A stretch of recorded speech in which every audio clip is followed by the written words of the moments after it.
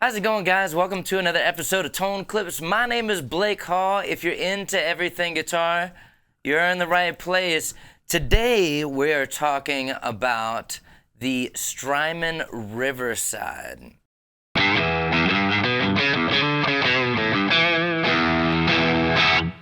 Now, I've had this thing on my board for a little while now, and I gotta tell you, I was not disappointed at all. I've had the Strymon timeline on my board for a really long time now, and the Flint for quite a substantial amount of time as well. So I had really high hopes with the Riverside, and I have to tell you that it did not disappoint. Let me also say this, that I am not associated with Strymon. I would love to be, so if y'all are watching this and you want to have me demo some stuff, I would love to do it, guys. But I have to say this, even if they were involved, there's no way that I would agree to do a demo without having the freedom to say whatever I thought about the product, so y'all can know that my thoughts are my own and they're not delegated by anyone. So if you don't know anything about this pedal, this is a multi-stage drive, meaning that there are multiple cascading gain stages. As you turn the gain up, the more stages will be engaged.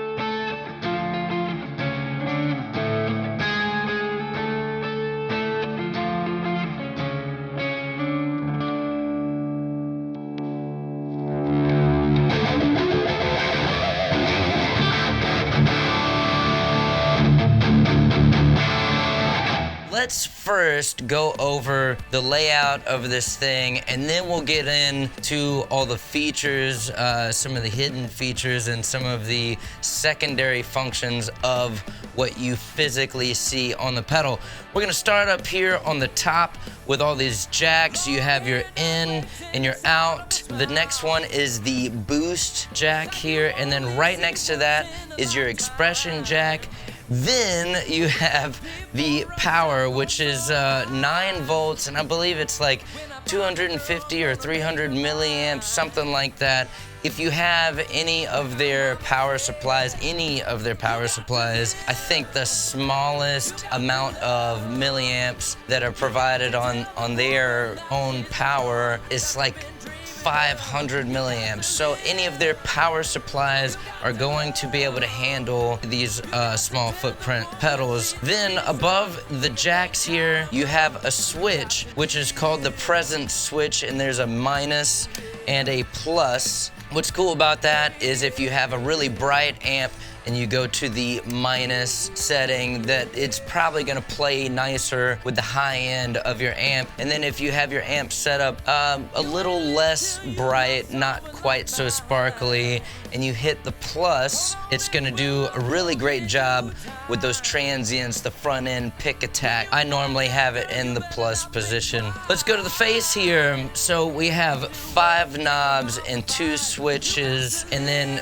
2 foot switches at the bottom here. Let's start on this side. You have your drive knob, bass knob, middle, treble, and then you have your level. And then there's 2 switches in the middle at the top here. The one on the left side is the gain switch, where you have a low option and then a high option. And then the push switch is kind of what you'd call your mid control, or your overall contour for your EQ, which the top they're calling normal, and then the bottom is the mid push. So in the normal normal mode, you're gonna feel more of an open sound, and it's gonna be a little more scooped, if you will, but you can still get some really awesome mid-rangey stuff just by flipping that and changing the EQ here. That'll just give you a different kind of flavor than when it's in the down position.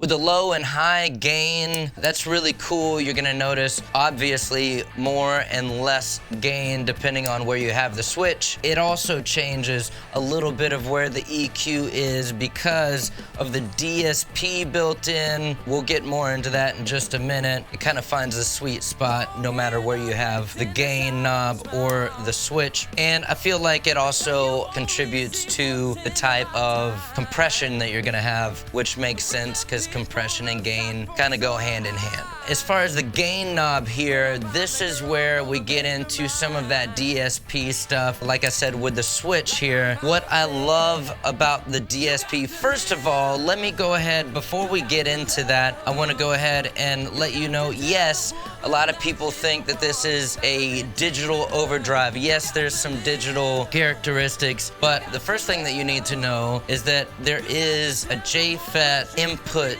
gain stage, and the output is also an analog output stage as well. And then there's the built-in DSP. This is where the digital part comes into play, and this is some of the genius that is Strymon and everybody there, because what they've done, especially on this gain knob, is as you turn the gain knob, the sweet spot for all your EQ is shifting. Because of the sweet spot being shifted, as you move the gain knob, you really have a lesser chance of getting a super harsh sound or just an unpleasing sound. I find that most drive pedals have like one or two really sweet spots, and they do a couple things really well. And then, you know, there might be a few spots that are just completely unusable. I have not found a bad sound in this pedal. That whole DSP situation is one of the coolest things I've ever heard of with the gain pedal. Bass, middle, and treble work the way that you would expect them to, but you also have to remember that the EQ range of the mids and the treble and the bass are gonna change as you change the gain, the amount of gain. That's how the DSP works. You have 20 dB of level in this guy on the volume knob, and then you have two foot switches here, your bypass switch. This switch is your favorite switch, which is where you can store a secondary sound. So you have your on-off switch, which is basically wherever everything is physically laid out on the knobs and switches. And then when you engage the favorite switch, that is a completely different thing than whatever your knobs and your switches are stored in. So in other words, like I said, it doesn't just save where you have your knobs, it also saves where these switches are. And I even figured this out. I haven't heard this mentioned in a bunch of the other videos, but even your present switch on the back is saved with your favorite. So if you do an amp switch and then hit your favorite, you can have the present switch saved for whatever amp you want. Or if you want to use the same amp and swap the present switch, you can do that along with the favorite that is saved here. Another cool little feature that goes along with that is if there is a sound that's already saved in the favorites, just like any of their other pedals where you can save presets, the light will be red or this amber color, and then as you move the knob, it will flash green to show you where on the knob is saved. And then you can find all the green spots for all the switches and everything for what is actually saved, and then work from there. Okay, well, I only want a little bit more high end, so you can dial in everything as it is saved and then work from there and then save it. Very cool feature. And then when you turn that off, then you can set your knobs to however you want your sound when the favorite switch is not engaged.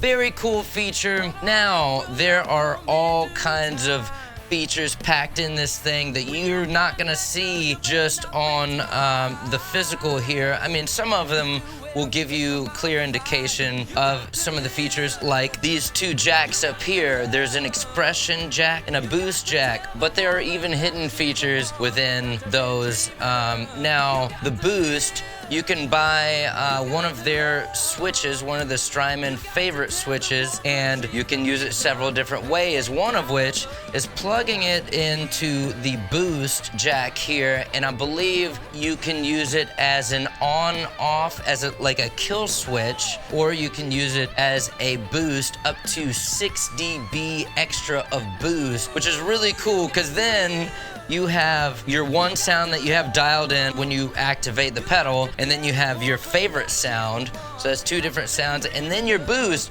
on top of that. So you could literally do a gig with this one pedal and your boost, have two different sounds, and then, you know, however you manipulate the knobs on your guitar and however you play, because it's also very touch sensitive. Then on top of that, you have the boost.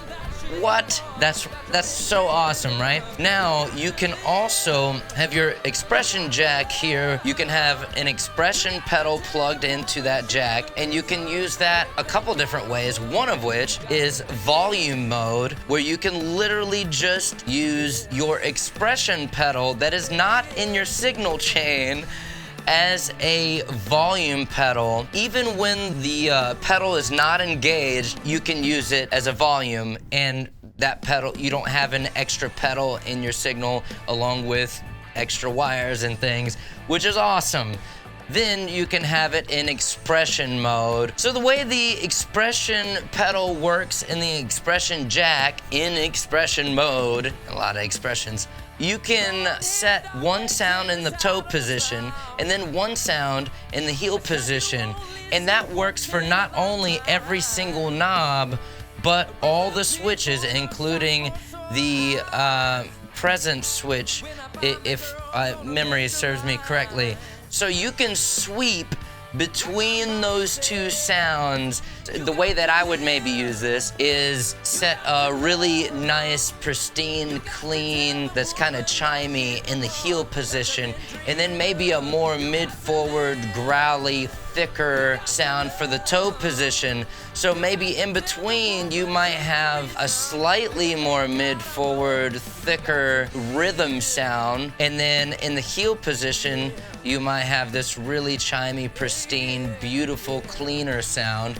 And then all the way up might be a thick, higher gain, mid-forward, lead type sound that you can also boost. So that gives you a huge array of sounds without reaching down and changing a knob or anything, or having to load in a bunch of different presets in a MIDI controller, which, by the way, that's a great segue. This thing is also MIDI capable.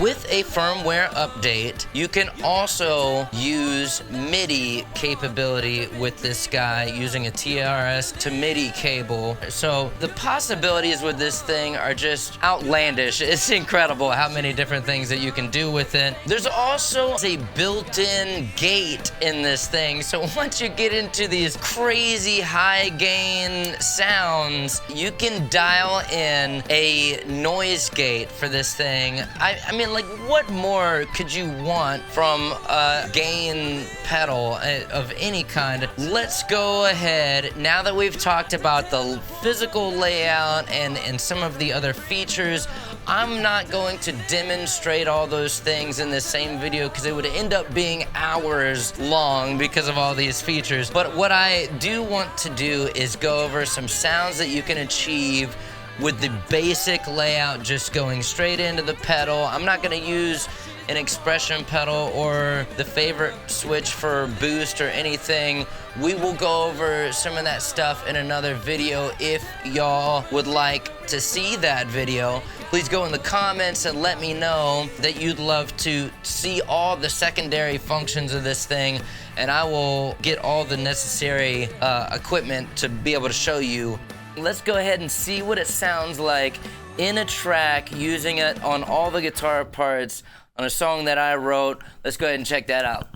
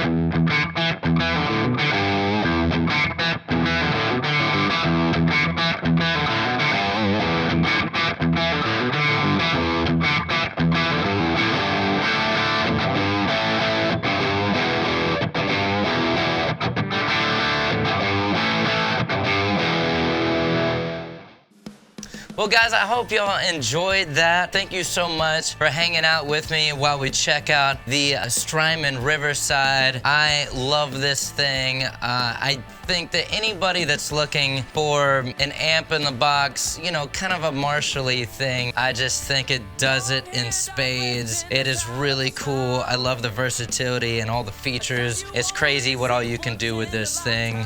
Thank you so much for hanging out with me while we go through that. I also have new merch out, these Blake Hall hats. I even have them in red.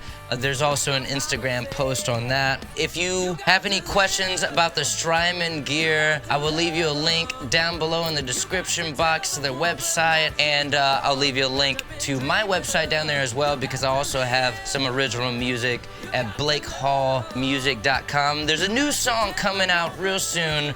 Please go sign up on the mailing list. If you do that, then you will be the first to know when the release date is announced for the new song, or if I'm going to be playing a show within 50 miles of wherever you live. Like I said earlier, thank you so much for watching. It means a lot to me. For anybody buying the gear and stuff, thank you so much to all of you. That's probably the best way that you can help support me and everything I do this channel and help me keep making content like this. If you enjoyed the video, please show it by hitting the like button down below. That's the little thumbs up button, and subscribe to the channel.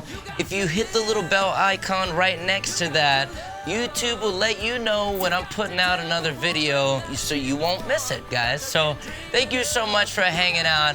I'll see you in the next one. Peace. And now a word from our sponsor. Oh, hey there. Does your significant other constantly get on to you for having too much music gear and cluttering up the house with it? Well, Midgard has got you covered. They'll give you a nice cozy little nook for your valuables and even a place to go for whenever the in-laws are in town. Thanks, Midgard.